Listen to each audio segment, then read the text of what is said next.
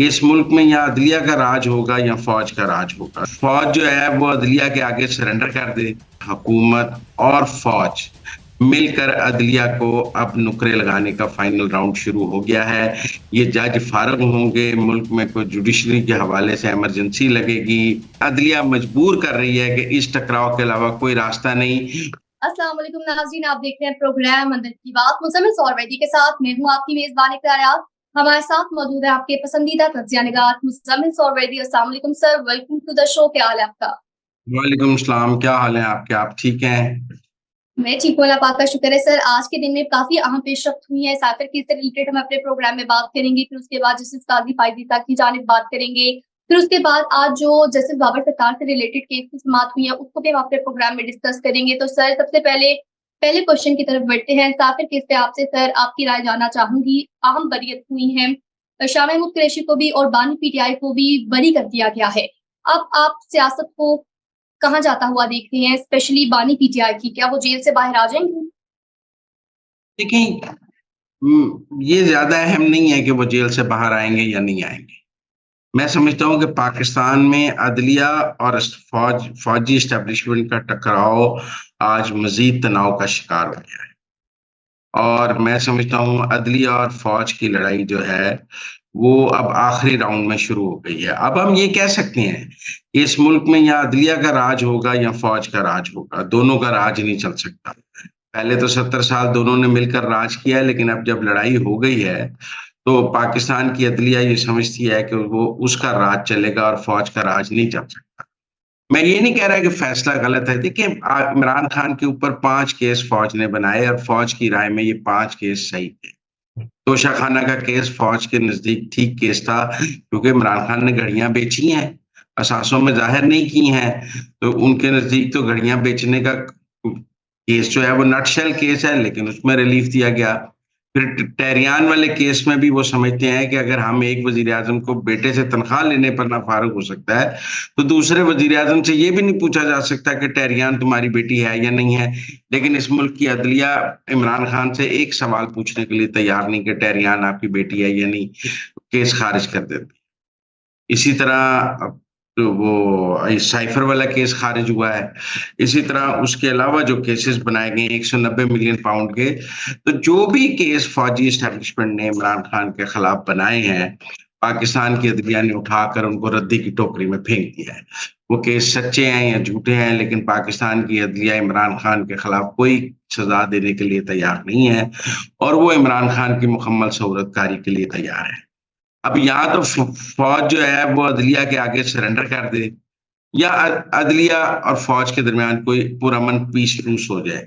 मुझे आज के फैसले के बाद तनाव बढ़ता नजर आ रहा है। मुझे लगता है कि अब जिस तरह उमर अता बंदियाल के दौर में 14 मई के इंतखाबात के ऊपर पार्लियामेंट, हुकूमत और फौज ने मिलकर उमर अता बंदियाल के 14 मई को पंजाब के इंतखाबात का फुलका उड़ा दिया था और वो बेबस नजर आया था, मुझे लगता है पार्लियामेंट, हुकूमत और फौज मिलकर अदलिया को अब नुकरे लगाने का फाइनल राउंड शुरू हो गया है। ये जज फारग होंगे, मुल्क में कोई जुडिशरी के हवाले से इमरजेंसी लगेगी, जजों को घर भेजा जाए, जज अदलिया के हवाले से क्या इस्लाहात की जाए, लेकिन फौज और अदलिया मिलकर इस मुल्क में इकट्ठे नहीं चल सकते।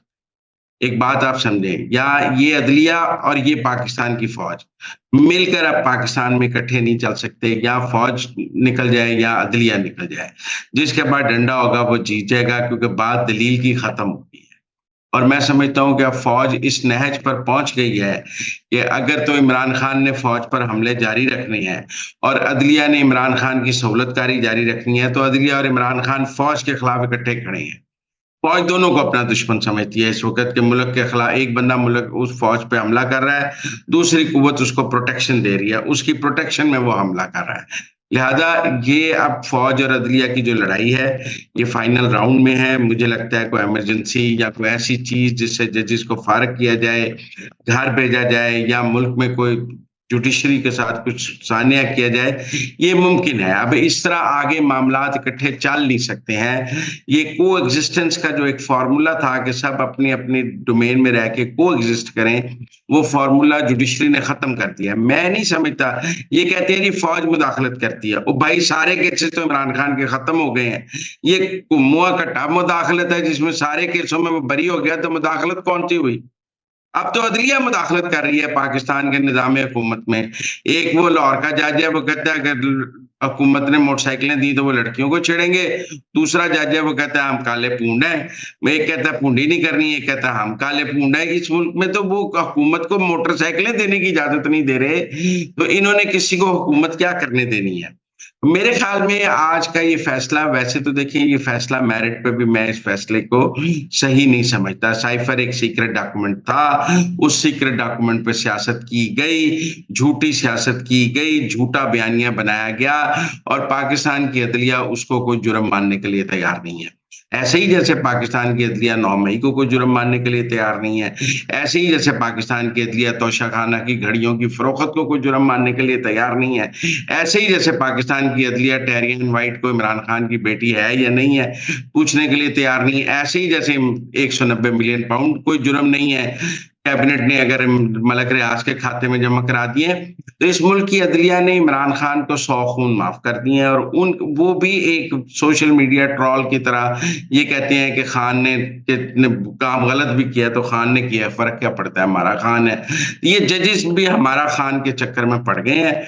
तो मुझे बहरहाल ये लगता है कि आज टेंशन बहुत बढ़ गई है और ये तनाव को मुल्क के लिए अच्छा नहीं है। मुझे कोई गैर आईनी इक़दाम का रास्ता भी नज़र आ रहा है, कोई गैर मामूली इक़दाम का रास्ता भी नज़र आ रहा है और मुझे कोई हेड ऑन कोलिजन आगे होता नज़र आ रहा है, क्योंकि जब फ़ौज के पास रास्ता कोई नहीं रहेगा, जब फ़ौज के पास आइन और कानून के अंदर कोई रास्ता नहीं रहेगा, तो फिर गैर आईनी काम हो जाते हैं। जिस तरह इमरान खान ने असेंबलियाँ तोड़ के आइन और कानून का रास्ता बंद कर दिया था, तो गैर आईनी काम हो गए थे। अगर आप असेंबलियाँ ना तोड़ते तो मुल्क आइन, आप ये नहीं कर सकते कि आप दूसरी कुव्वत को इतना दीवार के साथ लगा दें कि वो उसके पास भी आइन तोड़ने के अलावा कोई रास्ता ना रहे। तो मुझे लगता है कि पाकिस्तान के लिए आगे बहुत खतरनाक दिन है और इस फैसले ने तनाव को, जुडिशियल एस्टेब्लिशमेंट की हेजेमनी को बहुत बढ़ा दिया है, जिसके जिसके बहुत खतरात हों। सर आगे बढ़ेंगे और अब बात करेंगे कि रऊफ हसन की जानिब से 1 जून को एक निजी टेलीविजन पर बैठ के कहा गया था कि चीफ जस्टिस काज़ी फायज़ को मखसूस नशिस्तों से मुतालिक जो केस है, इसकी सरबराही नहीं करनी चाहिए। तो फिर इस पर कोई नोटिस क्यों नहीं दिया गया, कोई दरख्वास्त क्यों नहीं दी गई पीटीआई और सुन्नी इत्तेहाद काउंसिल की जानिब से? मेरे ख्याल में फुल कोर्ट बना दिया काज़ी फ़ायज़ ईसा ने और फुल कोर्ट जो था, फुल कोर्ट के ऊपर क्या एतराज़ करें? फुल कोर्ट में तो आज ये उस पे एतराज़ करेंगे, काज़ी फ़ायज़ ईसा पे, दूसरी मुनीब अख्तर पे एतराज़ कर देंगे, तीसरा अतर मनीला पे एतराज़ कर देगा, चौथा जमाल मंदोखिल पे एतराज़ कर देगा, पाँचवीं पार्टी जो है मंसूर अली शाह पे एतराज़ कर देगी। फिर तो सुप्रीम कोर्ट में एतराज़ात का एक पंडोरा बॉक्स खुल जाएगा ना। जब फुल कोर्ट बैठा है तो फिर आप कोई एतराज़ नहीं कर सकते, क्योंकि सब जज इकट्ठे बैठे हैं। पाकिस्तान का पॉलिटिकल स्क्रिप्ट अगर अदलिया ने लिखना है, ये मैं आपको आज फिर कह रहा हूँ कि पाकिस्तान का पॉलिटिकल स्क्रिप्ट लिखने का इख्तियार अदलिया के पास नहीं है। लेकिन अगर अदलिया पाकिस्तान का पॉलिटिकल स्क्रिप्ट लिखना चाहती है, तो ये जुडिशियल एक्टिविज्म है, ये एक्स्ट्रा कॉन्स्टिट्यूशनल काम है। पहले भी अदलिया ने आइन से मारवा काम किए हैं, रीराइटिंग ऑफ द कॉन्स्टिट्यूशन की है। अब वो rewriting of the politics of Pakistan या पाकिस्तान का पॉलिटिकल स्क्रिप्ट करना चाहते हैं, तो इसके बहुत खतरनाक नताइज होंगे। इसके कोई मुस्बत नताइज पाकिस्तान पर नहीं आएँगे। पाकिस्तान माशी तौर पर मुश्किलात में है। हम इस वक़्त 2 इदारों का टकराव बर्दाश्त नहीं कर सकते, लेकिन अदलिया मजबूर कर रही है कि इस टकराव के अलावा कोई रास्ता नहीं। वो मैं समझता हूँ कि फ़ौज की नरमी का, फ़ौज की मसलियत पसंदी का और फ़ौज की खामोशी का नाजायज़ फ़ायदा उठा रहे हैं। सर अब आगे बढ़ेंगे, बात करेंगे कि जस्टिस बाबर सत्तार पिछले दिनों में काफ़ी तनकीद का निशाना उनको बनाया गया। सोशल मीडिया पर उनके खिलाफ बहुत मुहिम चलाई गई उनकी फैमिली का डाटा लीक होने पर। तो जस्टिस मोहसिन अख्तर कियानी की जानिब से लार्जर बेंच में समाप्त हुई है। जस्टिस मोहसिन अख्तर कियानी ने रिमार्क्स दिए हैं कि जो लोग जिन्होंने सोशल मीडिया पर ये मुहिम की थी, जो इसमें मुलव्विस हैं, आगाज़ करने वालों के खिलाफ जो है पता लगाया जाए कि वो कौन लोग थे। इस मुतालिक आप क्या कहेंगे? फिर कार्रवाई तो उनके खिलाफ भी होनी चाहिए जो काजी फ़ायज़ ईसा के खिलाफ मुहिम चलाते हैं। मोहसिन अख्तर कैनी साहब के लिए बाबर सत्तार बहुत मुकद्दम है और आमिर फारूक मुकद्दम नहीं है। जिन्होंने आमिर फारूक के खिलाफ सोशल मीडिया पर मुहिम चलाई है, उनको माफ़ी है और बाबर सत्तार के खिलाफ चलाने वालों को सज़ा है। यही तो हम बात कर रहे हैं कि ये यकसा निज़ाम इंसाफ़ की नफ़ी है।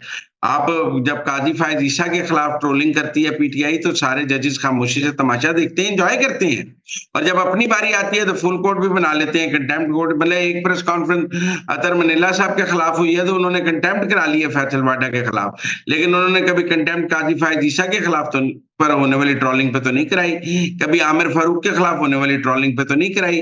यहाँ तो सब जजों की इज़्ज़त मुकद्दम है।